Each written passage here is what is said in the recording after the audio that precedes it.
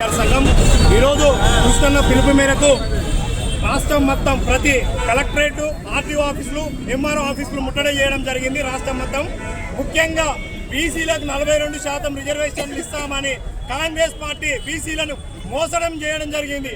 ఈ మోసానికే మేమందరం ఈరోజు కలెక్టరేట్ ఆఫీసులు ముట్టడించడం జరుగుతుంది.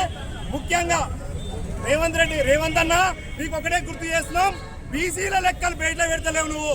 మేము ఎందుకంటే కులగణం చేసినావు, బాగానే చేసినావు, కానీ లెక్కలు ఎందుకు బయటలో పెడతలేవు? ఎందుకంటే మీ జనాభా మీరు ఎట్ల లెక్కలు బయటలో పడతాయి. మీరు ఎట్ల కంటే మా బీసీలు 10 కులాల పైన ఒక్కొక్కరు 30 లక్షలు 20 లక్షలు అని వాళ్ళ జనాభా బయటలో పడుతుంది. ఎందుకంటే మా జనాభా బయటలో పడితే మా బీసీలు ఏమంటారంటే అప్పుడు ఎమ్మెల్యేలు మాకేవి మీరే 70 మంది ఎమ్మెల్యేలా, మీరే 40 మంది ఎమ్మెల్యేలా, మీరే మంత్రులా, మీరే ముఖ్యమంత్రులా. 77 సంవత్సరాలు అవుతుంది స్వతంత్రం వచ్చి, కానీ బీసీలు ఇంతవరకు ముఖ్యమంత్రి పదవి ఎక్కలేదు.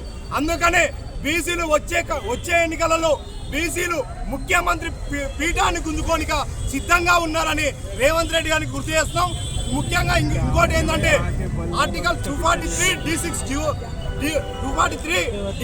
D6 ప్రకారం రిజర్వేషన్లు పెంచుకునే వీలుబాటు ఉంది.